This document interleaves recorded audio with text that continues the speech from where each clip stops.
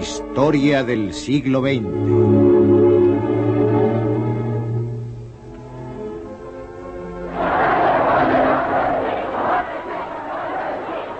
La revolución de un solo hombre, Mao Zedong. Este hombre, Mao Zedong, condujo un país de 540 millones de campesinos hacia el mundo moderno. Lo consiguió tras medio siglo de guerras civiles e internacionales. Utilizó una mezcla de nacionalismo y comunismo para mantener al pueblo unido y dirigió el Partido Comunista Chino durante 42 años.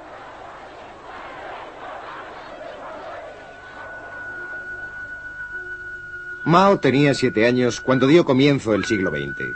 Su padre era un campesino propietario de tierras.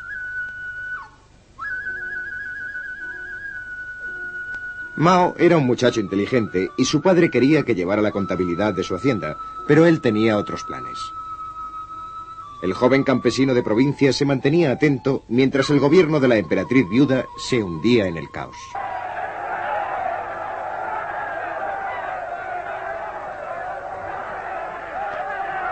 En 1912 se formó el Kuomintang, un partido popular dirigido por Sun Yat-sen. Mao Zedong, primero estudiante, después profesor y posteriormente bibliotecario, estudió historia y política en profundidad. Mao empezó a tomar conciencia de lo mal gobernada que estaba China. La mayoría de sus puertos e industrias estaban en manos de poderes extranjeros. Shanghái, controlado por británicos y franceses, era el mayor de los puertos chinos.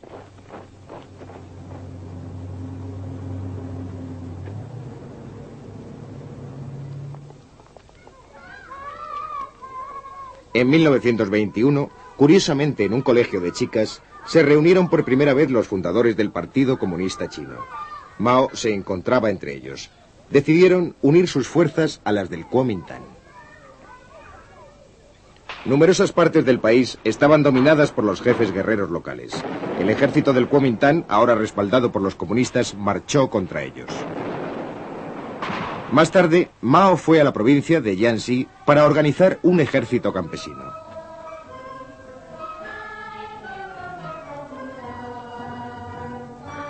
En Jiangxi, Mao confirmó su opinión de que el campesinado era la clave de la revolución en China. En 1927, la campaña del Kuomintang contra los jefes guerreros estaba en marcha. Pero las envidias de los comunistas en el interior del Kuomintang llevaron a una purga que supuso un desastre para estos. En una especie de noche de los cuchillos largos, algunos líderes comunistas fueron asesinados en Shanghái. Mao tuvo la suerte de no encontrarse allí. Algunos comunistas escaparon, refugiándose en las escasas plazas fuertes que aún conservaban. Me gustaría presentarles al presidente del gobierno nacional. El nuevo líder del Kuomintang era Chiang Kai-shek. Larga vida a los 3 principios del pueblo. Larga vida al espíritu revolucionario de la China nacionalista. Chiang odiaba el comunismo. Ordenó que sus tropas rodearan las bases comunistas de Jiangxi. Poco a poco fueron intentando acabar con ellos en una serie de campañas de exterminio.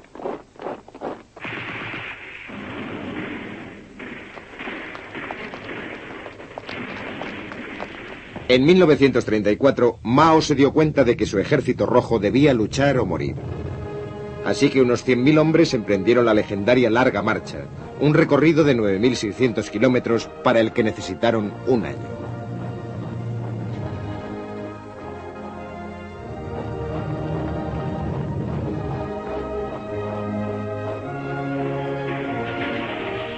Las fuerzas del Kuomintang hostigaron a los participantes en la marcha. Durante esta, en una ciudad llamada Shunji, Mao fue elegido presidente del Partido Comunista Chino. Entonces, para eludir al Kuomintang, las tropas comunistas se dividieron. Mao condujo uno de los ejércitos.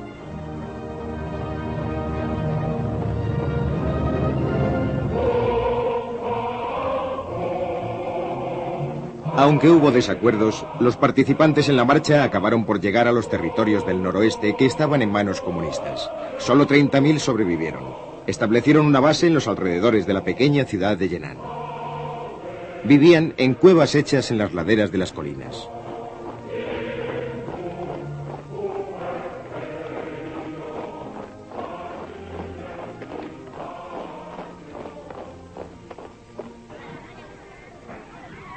Un joven periodista americano, Edgar Snow, consiguió llegar hasta Mao en Yenan. Cuando Mao empezó a hablarme de sus planes sobre el futuro de China y la revolución, al principio me pareció un poco fantasioso porque él solo dominaba un territorio muy pequeño y tenía pocos hombres. Pero la forma en que me explicó su programa y sus ideas era tan lógica y convincente que al final acabé pensando que realmente se trataba de un presidente excepcional. Edgar Snow también filmó al ejército de Mao.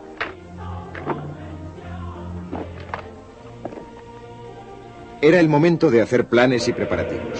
Sus soldados fueron entrenados para divulgar un mensaje político, que los campesinos no tenían por qué pasar hambre y ser explotados, que China podía ser gobernada con justicia.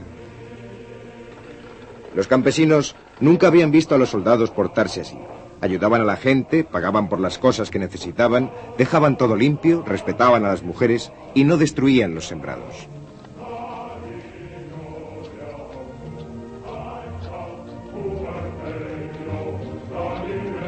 En 1937, Japón empezó una guerra con China. Ahora Chiang Kai-shek y los comunistas se enfrentaban a un enemigo común.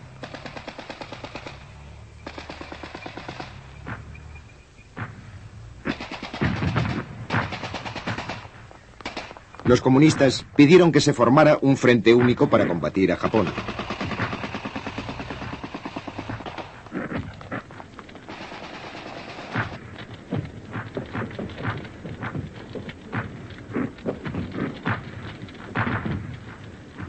Los americanos y los británicos que apoyaban al Kuomintang pidieron a Chiang Kai-shek que aceptara la capitulación japonesa en 1945.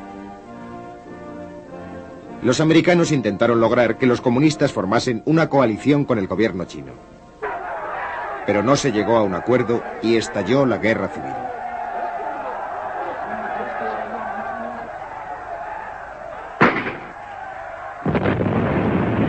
En un primer momento, el Kuomintang era muy superior numéricamente y tenía armamento más moderno, pero sus tropas estaban mal entrenadas y mal pagadas. En el verano de 1948, el Kuomintang ya había empezado a perder terreno. Mao eligió a Lin Piao como comandante para planear el ataque final. Unos meses más tarde, el Kuomintang se encontraba en franca retirada. Las tropas restantes se refugiaron en la isla de Taiwán, donde los americanos siguieron prestándoles apoyo. Para Mao Zedong se acercaba el momento por el que había luchado y hecho planes durante más de 20 años.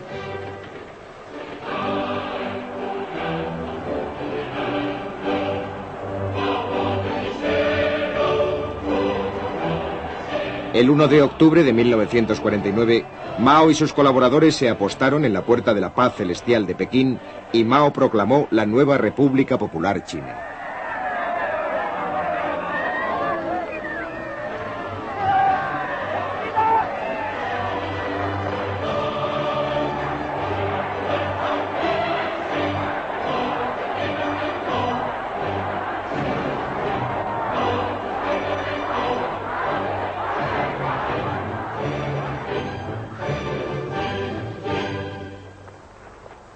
La situación era muy grave.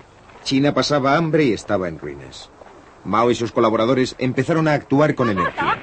Los grandes propietarios de tierras, en especial los que habían utilizado la violencia con los campesinos, fueron condenados por los tribunales populares. A muchos de ellos se les sentenció a muerte. Las escrituras de sus posesiones fueron quemadas y sus tierras se repartieron.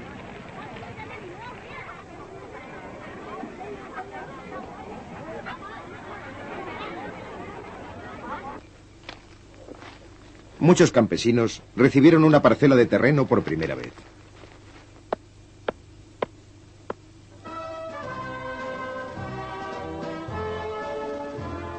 En Moscú, Stalin se entrevistó con Mao y le ofreció ayuda. Se envió a técnicos soviéticos para que ayudasen en la construcción de embalses, puentes, fábricas y ferrocarriles.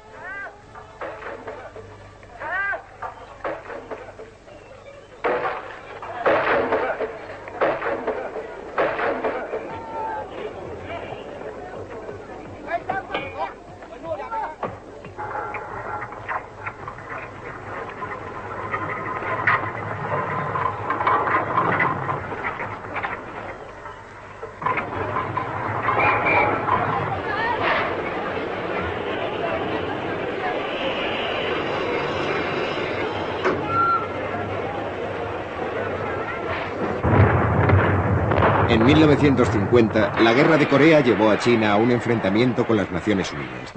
En octubre, las tropas de esta organización condujeron nuevamente a los norcoreanos hasta la frontera china y Mao, a su vez, envió voluntarios a Corea atravesando el río Yalu.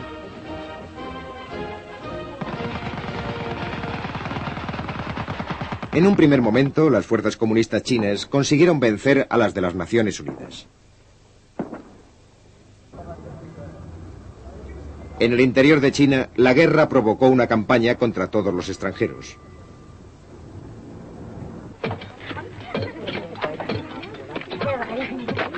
Mao quería estimular a la población para que consiguieran nuevos logros por sus propios medios. A mediados de los años 50 se formaron los colectivos agrícolas. Un colectivo era la unión de las pequeñas propiedades de los campesinos en unidades mayores. Se crearon más escuelas. Los campesinos eran entrenados como soldados a tiempo parcial. Mao tenía confianza en lo que hacía y aceptaba las críticas. En 1957, con el eslogan de que florezcan las 100 flores, pidió a los intelectuales que expresasen su opinión sobre el gobierno. Pero la campaña se le fue de las manos. Mao y el Partido Comunista fueron atacados abiertamente. La campaña de las 100 flores se dio por terminada. En 1958 llegó el gran salto hacia adelante, un enorme esfuerzo para colocar a China al mismo nivel que el industrializado mundo occidental.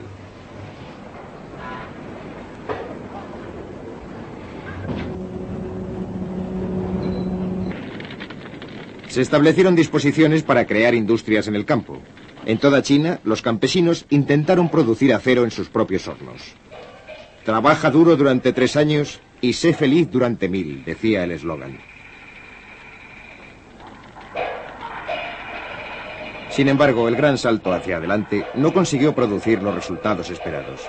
China no podía ir tan deprisa como querían sus líderes. Así que, aunque Mao mantuvo su puesto clave como jefe del partido, un burócrata, Liu Shaoxi, se hizo cargo de la presidencia del país. El fracaso del gran salto supuso un retroceso para China y 3 años de condiciones climáticas desfavorables y malas cosechas empeoraron la situación. La gente pasaba hambre. A pesar de las dificultades, el sistema de racionamiento evitó las muertes por inanición.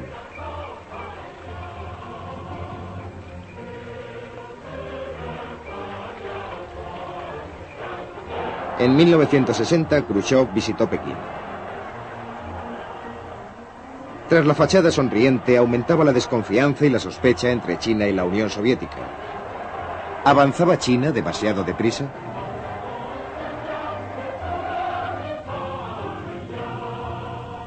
La Unión Soviética rompió la promesa de entregar a los chinos una bomba nuclear. Sus diferencias fueron en aumento. Los soviéticos hicieron regresar a sus técnicos, provocando un retroceso importante en los planes de industrialización. A pesar de ello, en 1963, sin su ayuda, China hizo estallar su primera arma nuclear.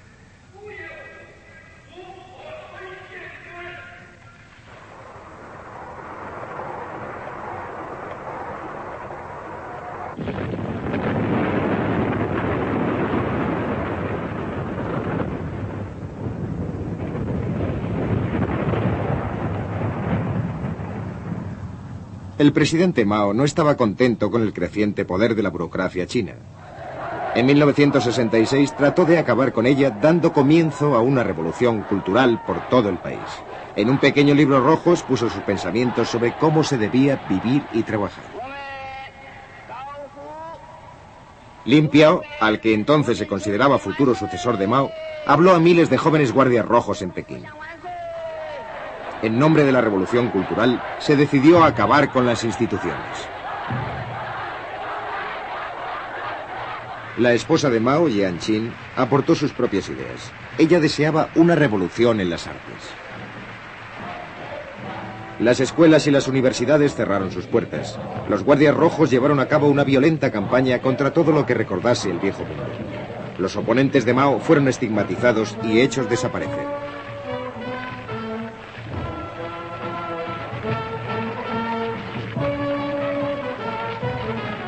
los acontecimientos fueron tomando proporciones excesivas. Solo una cosa podía hacerse: llamar al ejército para que restableciese el orden. Y así, el ejército tomó las fábricas, las comunas, los colegios.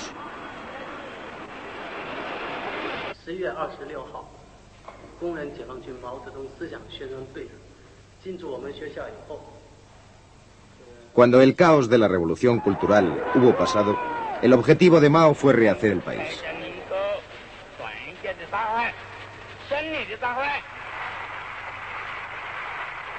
Más importante que la revolución en el campo y en las fábricas, iba a ser la revolución operada en el nuevo hombre chino. Mientras tanto, en el norte, soviéticos y chinos se enfrentaron en los territorios fronterizos. Los líderes chinos veían a la Unión Soviética como una amenaza creciente. Los noticiarios expresaban esos temores. Podemos sacrificar nuestras vidas, pero no podemos perder ni una sola pulgada del sagrado territorio de nuestra patria. De esta forma, China empezó a cultivar las relaciones con otros gobiernos. Y en 1972, el presidente norteamericano Richard Nixon viajó a Pekín, acabando así casi 25 años de hostilidad entre China y Estados Unidos. Por fin, la China comunista ocupó en la ONU el lugar que hasta entonces había ocupado el Kuomintang exiliado en Taiwán.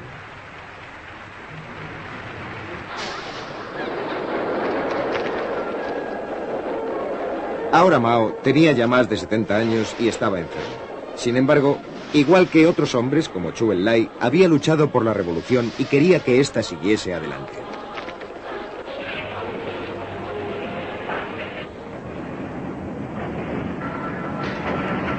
Creía firmemente que la revolución era vital para el proceso de industrialización chino.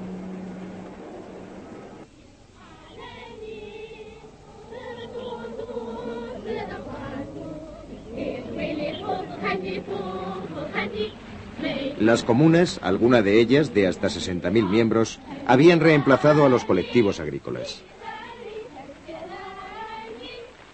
Mao había logrado mejorar el nivel de vida de centenares de millones de chinos. Para todos ellos, Mao sobresalía entre otros líderes.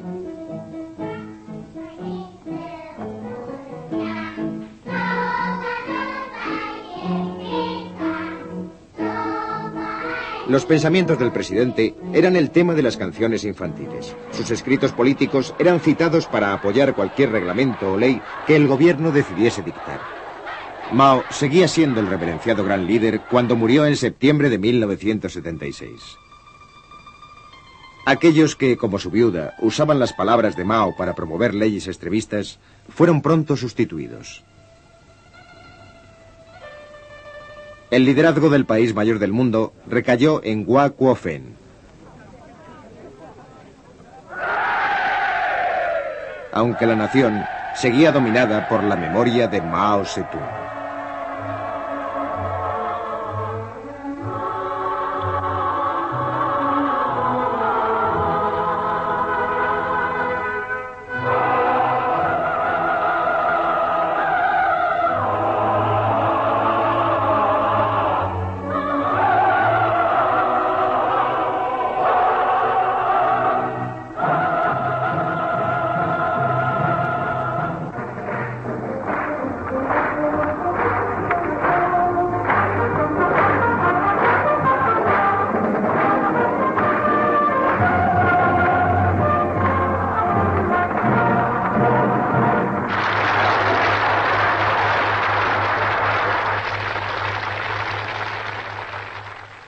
Este hombre, Mao Zedong, condujo un país de 540 millones de campesinos hacia el mundo moderno. Lo consiguió tras medio siglo de guerras civiles e internacionales. Utilizó una mezcla de nacionalismo y comunismo para mantener al pueblo unido y dirigió el Partido Comunista Chino durante 42 años.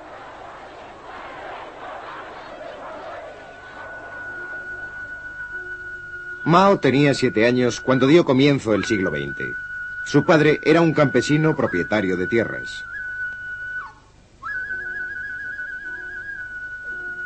Mao era un muchacho inteligente y su padre quería que llevara la contabilidad de su hacienda, pero él tenía otros planes. El joven campesino de provincia se mantenía atento mientras el gobierno de la emperatriz viuda se hundía en el caos.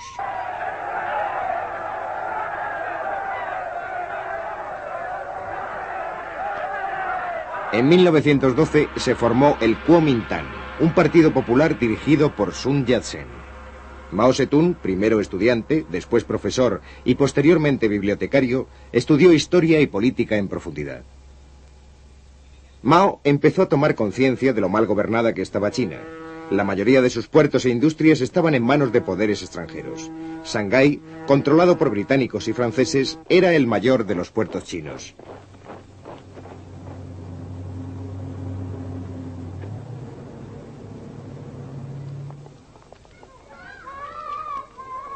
En 1921, curiosamente en un colegio de chicas, se reunieron por primera vez los fundadores del Partido Comunista Chino. Mao se encontraba entre ellos. Decidieron unir sus fuerzas a las del Kuomintang. Numerosas partes del país estaban dominadas por los jefes guerreros locales. El ejército del Kuomintang, ahora respaldado por los comunistas, marchó contra ellos. Más tarde, Mao fue a la provincia de Jiangxi para organizar un ejército campesino.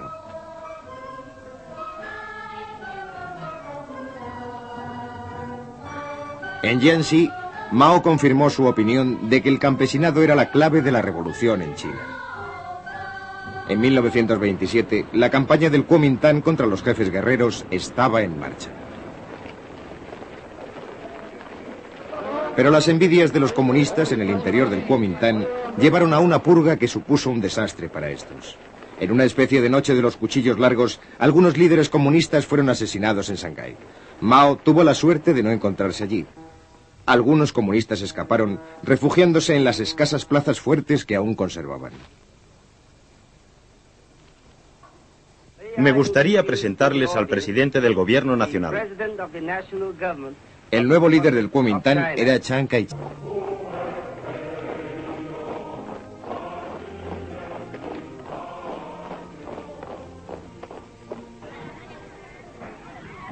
Un joven periodista americano, Edgar Snow, consiguió llegar hasta Mao en Yenan. Cuando Mao empezó a hablarme de sus planes sobre el futuro de China y la revolución, al principio me pareció un poco fantasioso porque él solo dominaba un territorio muy pequeño y tenía pocos hombres. Pero la forma en que me explicó su programa y sus ideas era tan lógica y convincente que al final acabé pensando que realmente se trataba de un presidente excepcional. Edgar Snow también filmó al ejército de Mao.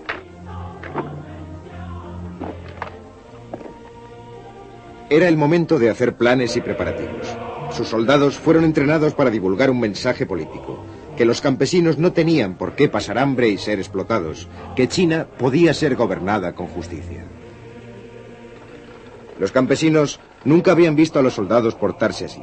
Ayudaban a la gente, pagaban por las cosas que necesitaban, dejaban todo limpio, respetaban a las mujeres y no destruían los sembrados.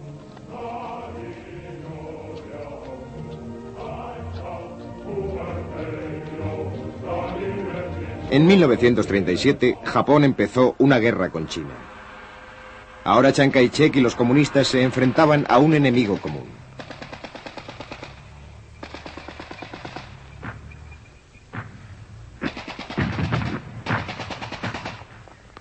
Los comunistas pidieron que se formara un frente único para combatir a Japón.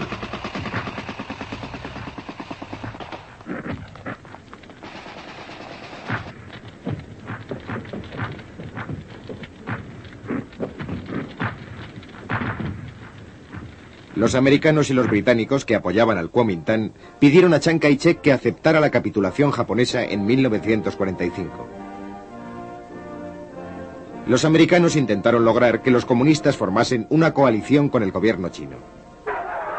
Pero no se llegó a un acuerdo y estalló la guerra civil.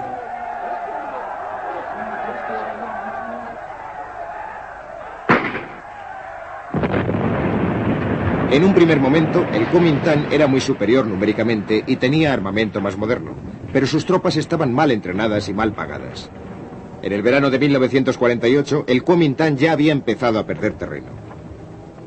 Mao eligió a Lin Piao como comandante para planear el ataque final. Unos meses más tarde, el Kuomintang se encontraba en franca retirada. Las tropas restantes se refugiaron en la isla de Taiwán, donde los americanos siguieron prestándoles apoyo. De las manos. Mao y el Partido Comunista fueron atacados abiertamente. La campaña de las 100 flores se dio por terminada. En 1958 llegó el gran salto hacia adelante, un enorme esfuerzo para colocar a China al mismo nivel que el industrializado mundo occidental.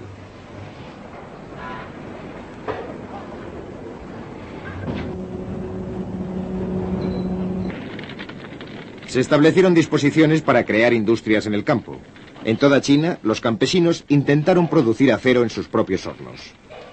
Trabaja duro durante 3 años y sé feliz durante 1000, decía el eslogan.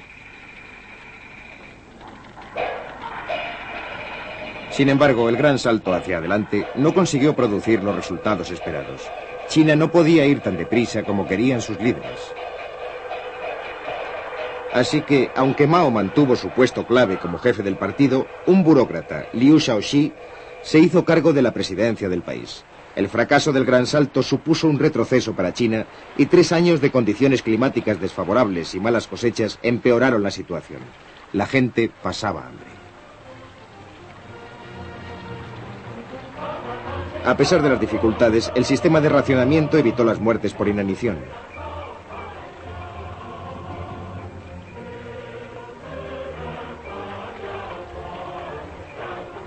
En 1960, Khrushchev visitó Pekín.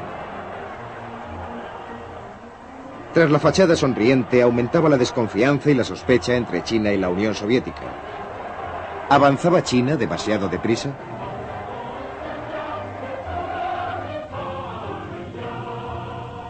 La Unión Soviética rompió la promesa de entregar a los chinos una bomba nuclear. Sus diferencias fueron en aumento. Los soviéticos hicieron regresar a sus técnicos, provocando un retroceso importante en los planes de industrialización. A pesar de ello, en 1963, sin su ayuda, China hizo estallar su primera arma nuclear.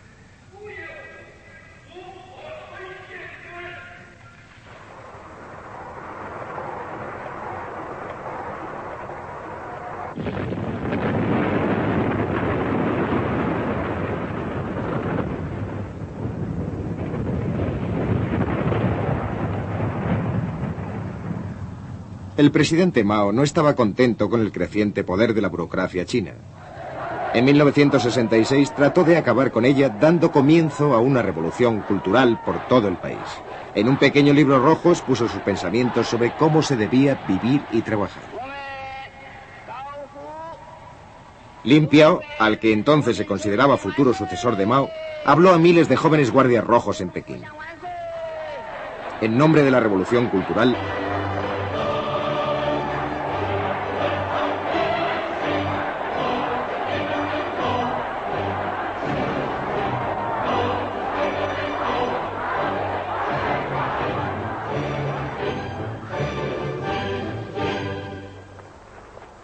la situación era muy grave. China pasaba hambre y estaba en ruinas. Mao y sus colaboradores empezaron a actuar con energía. Los grandes propietarios de tierras, en especial los que habían utilizado la violencia con los campesinos, fueron condenados por los tribunales populares. A muchos de ellos se les sentenció a muerte. Las escrituras de sus posesiones fueron quemadas y sus tierras se repartieron.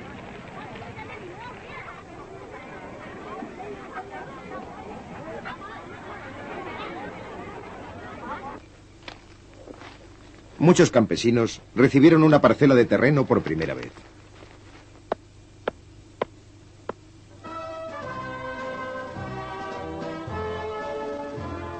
En Moscú, Stalin se entrevistó con Mao y le ofreció ayuda. Se envió a técnicos soviéticos para que ayudasen en la construcción de embalses, puentes, fábricas y ferrocarriles.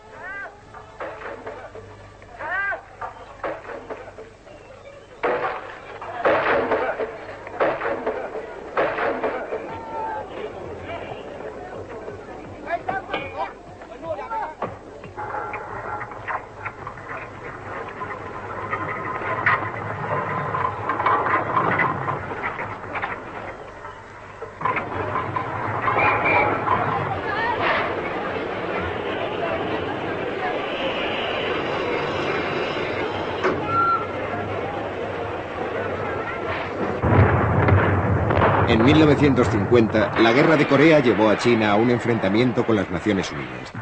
En octubre, las tropas de esta organización condujeron nuevamente a los norcoreanos hasta la frontera china y Mao, a su vez, envió voluntarios a Corea atravesando el río Yalu.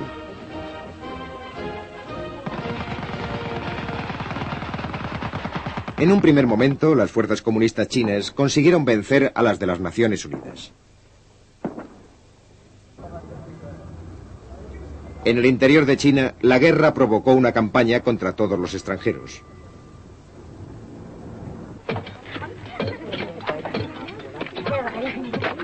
Mao quería estimular a la población para que consiguieran nuevos logros por sus propios medios. A mediados de los años 50 se formaron los colectivos agrícolas. Un colectivo era la unión de las pequeñas propiedades de los campesinos en unidades mayores. Se crearon más escuelas. Los campesinos eran entrenados como soldados a tiempo parcial. Patria. De esta forma, China empezó a cultivar las relaciones con otros gobiernos. Y en 1972, el presidente norteamericano Richard Nixon viajó a Pekín, acabando así casi 25 años de hostilidad entre China y Estados Unidos. Por fin, la China comunista ocupó en la ONU el lugar que hasta entonces había ocupado el Kuomintang exiliado en Taiwán.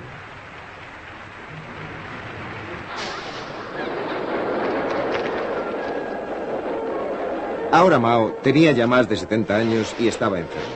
Sin embargo, igual que otros hombres como Zhou Enlai, había luchado por la revolución y quería que ésta siguiese adelante.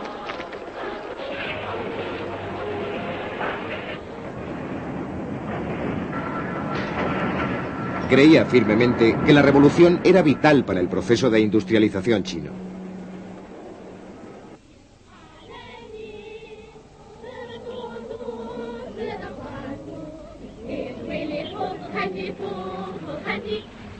Las comunas, alguna de ellas de hasta 60.000 miembros, habían reemplazado a los colectivos agrícolas. Mao había logrado mejorar el nivel de vida de centenares de millones de chinos. Para todos ellos, Mao sobresalía entre otros líderes.